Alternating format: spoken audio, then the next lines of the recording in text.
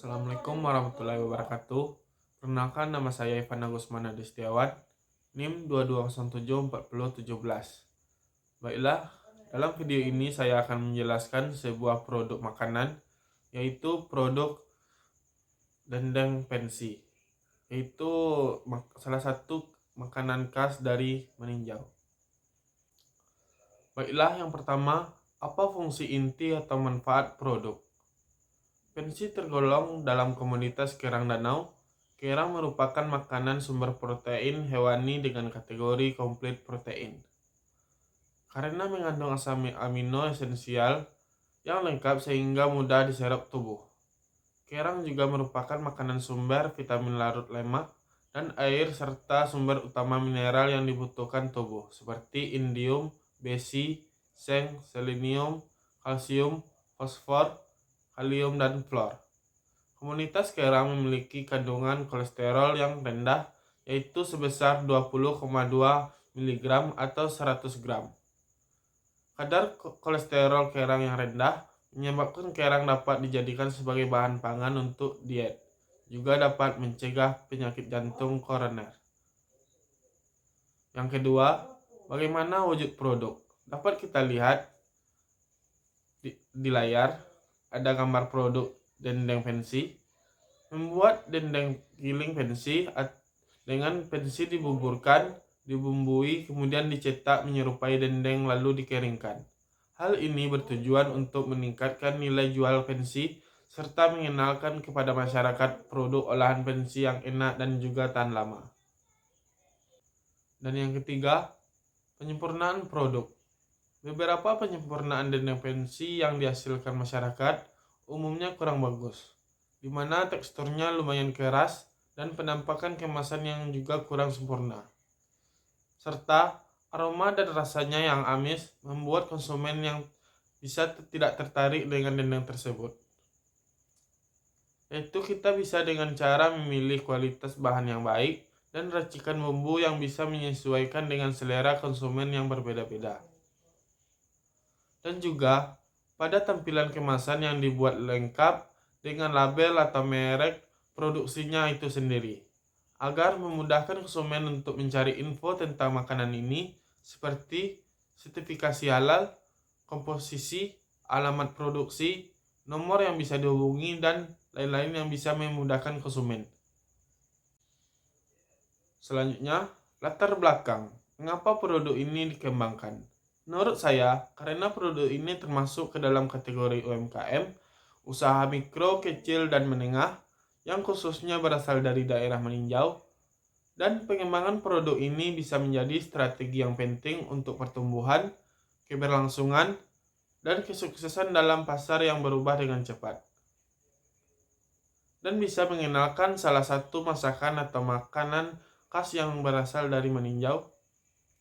Dan juga produk UMKM sangat didukung penuh oleh pemerintah karena dapat memperdayaan ekonomi lokal, penciptaan lapangan kerja, meningkatkan pendapatan masyarakat, dan juga termasuk pemberdayaan wanita dan kelompok rentan. Dan alasan saya mengambil topik ini juga karena berasal dari daerah saya sendiri. Selanjutnya, strategi pemasaran yang dipilih untuk memasarkan produk.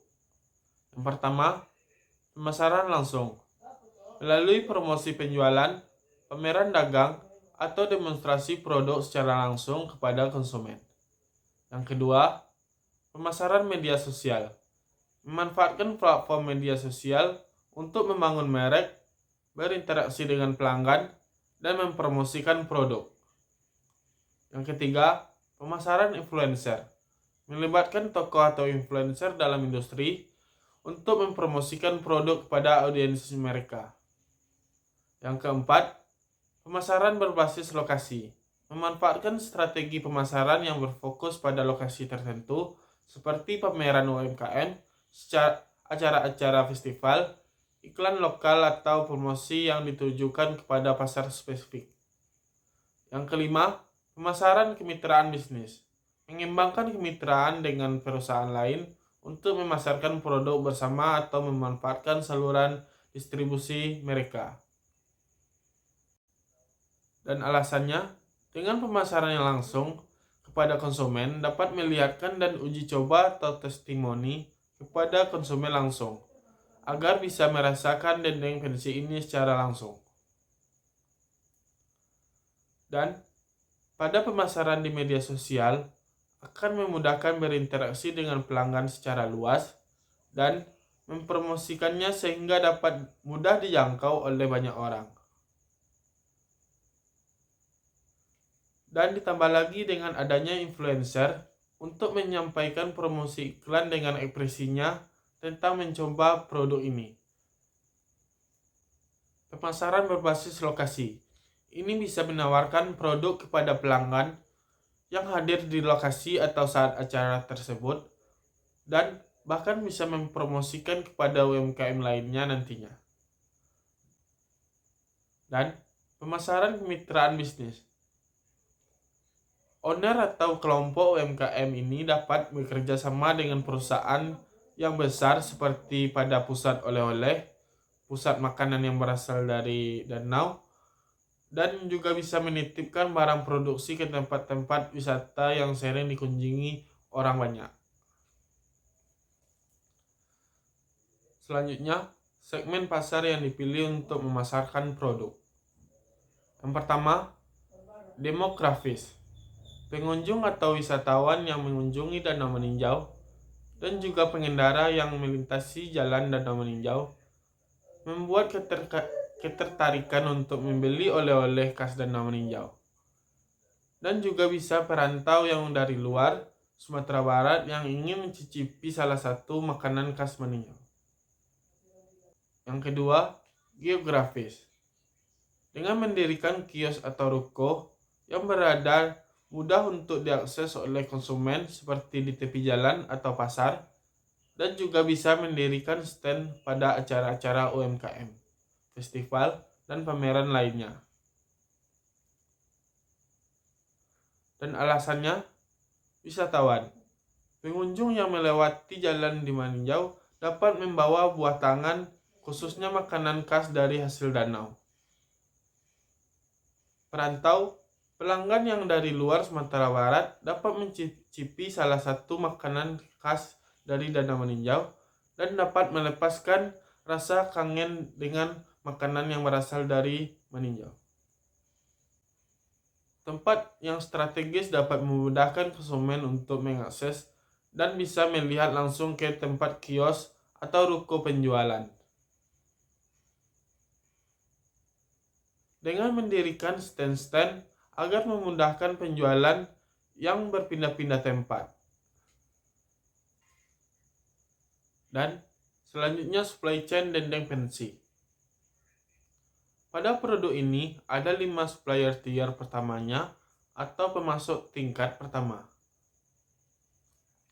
yaitu pensi, packaging, tepung sagu, garam, dan bawang seperti bawang merah, bawang putih. Dan pada tier kedua, pensi yang diambil oleh nelayan, packaging yang harus kita beli ke toko plastik, tepung yang dibeli dari warung, garam dan bawang yang dibeli dari pasar. Pada tier ketiga, pensi yang dihasilkan oleh nelayan dari danau, toko plastik, warung, pasar yang mendapatkan pasokan dari distributor masing-masing bahan. Dan untuk bawang, pada tier ini berasal dari petani bawang. Dan selanjutnya pada tier keempat, distributor percetakan plastik, distributor tepung sagu, dan distributor garam mendapatkan barang dari masing-masing pabrik bahan tersebut. Dan tier selanjutnya, pabrik percetakan plastik mendapatkan bahan dari pemasok bahan baku, sedangkan pabrik tepung sagu mendapatkan bahan bakunya dari petani sagu. Dan pabrik pembuatan garam, bahan bakunya berasal dari air laut atau air asin. Maka, dengan bahan ini, kita bisa memproduksi dendeng pensi. Tetapi, untuk penjualannya kepada konsumen, kita memerlukan distributor. Sehingga, barang produksi kita bisa sampai di tangan konsumen. Dalam produk ini, distributor bisa menyalurkan produk ke pusat oleh-oleh, supermarket atau retailer, dan juga bisa melalui media sosial seperti marketplace, dan juga di pasar atau pameran UMKM. Dengan proses ini, barang yang diproduksi bisa sampai di tangan konsumen akhir. Baiklah, mungkin itu saja yang bisa dapat saya sampaikan dalam video ini. Mohon maaf jika ada kekurangan. Saya akhiri. Assalamualaikum warahmatullahi wabarakatuh.